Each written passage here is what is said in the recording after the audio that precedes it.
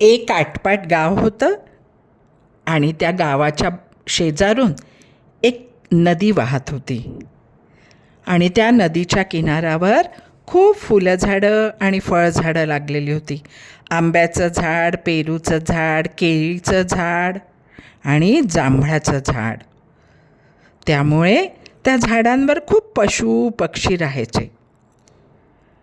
अशाच नदीकिनारी असलेल्या जांभळाच्या झाडावर एक माकडोबा पण राहत होता. तो आनंदाने रोज वेगवेगळी सगळी फळं खायचा आणि इकडून तिकडे टणाटण उड्या मारत जायचा. आणि त्या नदीमध्ये एक मगरोबा आणि त्याची बायको मगराई हे दोघंही राहायचे. ते रोज गप्पा गोष्टी करायचे, पोहायचे आणि शिकारीसाठी दोघेही मिळून नदीमध्ये पोहून पोहून शिकार करायचे. पण ही जी मगराई होती ना, हिला शिकारीचा खूप कंटाळा यायचा. तिला नुसतं एका जागी बसून खायला आवडायचं. त्यामुळे बरेचदा काय झालं की हा जो मगरोबा होता ना, हा नदीमध्ये एकटाच शिकारीला जायचा, माशांची शिकार करायचा आणि मग आपल्या मगराईला तो मासा खायला द्यायचा. एकदा मगरोबा पोहत पोहत बराच दूरवर आला. नदीकिनारी जांभळाचं मोठं झाड त्याला दिसलं. टपोरी टपोरी जांभळं झाडाला लागली होती आणि एक माकडोबा त्यावर बसून मज्जेत जांभूळ खात होतं. मगरोबा नदीच्या पाण्यातूनच बंदराशी बोलला आणि त्याला म्हणाला, माकडोबा, मला देतोस का रे जांभळं? माकडोबानी लागलीच त्याला जांभळं दिली. मगरोबानी पण ती खाल्ली आणि त्याला खूप आवडली. मग मगरोबानी त्याला म्हटलं, देतोस का रे?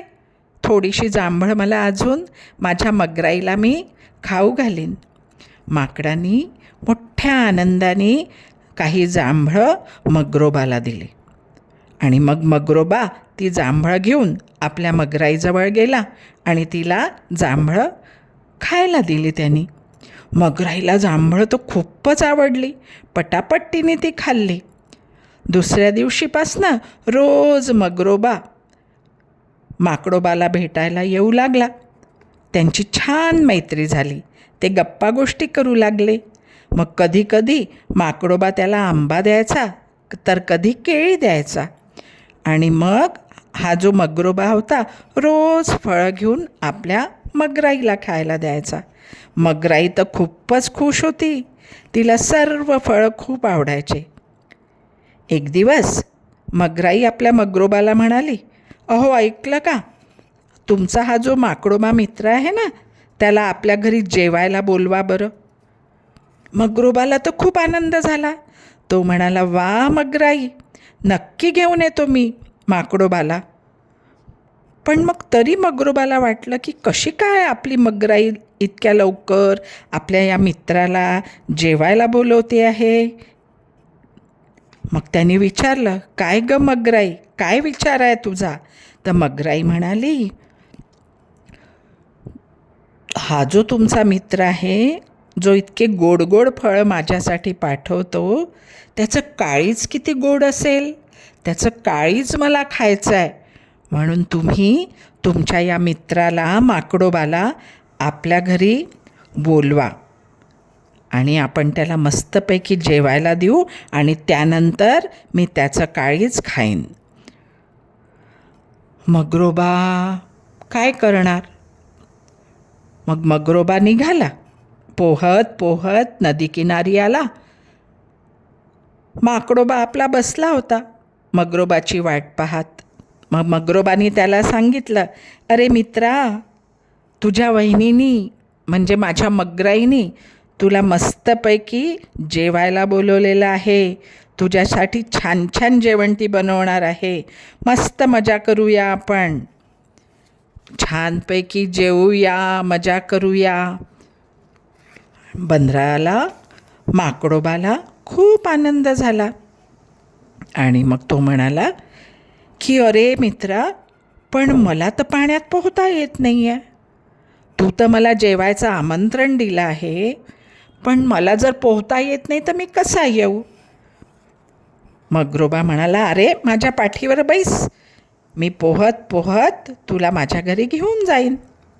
मोठ्या आनंदाने माकडोबा मगरोबाच्या पाठीवर बसला आणि मस्त गप्पा करीत करीत मगरोबाच्या घराकडे निघाला. वाटेतच मगरोबा म्हणाला, मित्रा, आज माझी मगराई तुझं काळीज पण खाणार आहे. हे ऐकताच माकडोबा घाबरला. त्याला वाटलं, अरे बापरे, काळीज खाणार म्हणजे ही आपल्याला मगराई मारून टाकणार. पण तो घाबरलाय असं त्याने दाखवलं नाही. मोठ्या हुशारीने तो म्हणाला, अरे मित्रा, पहिले का नाही सांगितलंस?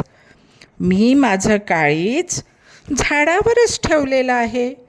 तू जर मला सांगितलं असतंस की मगराईला माझं काळीज खायचं आहे, तर मी पटकन ते काळीज तिला काढून दिलं असतं. चल, आपण परत जाऊया माझ्या घरी. मी जे माझ्या घरी काळीज काढून ठेवलं आहे ते मी घेऊन येतो. झालं. मगरोबानी त्याला पाठीवर बसवलं आणि पोहत पोहत नदीकिनारी जांभळाच्या झाडावर आणलं. आणल्यानंतर बंदराने पटकन किनाऱ्यावर उडी घेतली. पटपट पटपट उडी मारत मारत तो आपल्या झाडावर जाऊन बसला आणि म्हणाला, अरे मित्रा, किती मूर्ख आहेस रे तू. असं कधी कोणी काळीज काढू शकतं का? मूर्ख कुठला. मी तुझ्यावर विश्वास ठेवला आणि तू माझा विश्वासघात केलास. मी तुला रोज गोड गोड फळं दिली आणि त्याच्या बदल्यात तुझी बायको मला मारून खाणार होती. आता मी नाही येत तुझ्याकडे. आपली मैत्री संपली. आणि मगरोबा नाराज होऊन खाली हाताने आपल्या मगराईकडे परत गेला. या गोष्टीवरून आपण काय शिकलो? की आपले मित्र मैत्रिणी निवडताना खूप काळजी घ्यायची.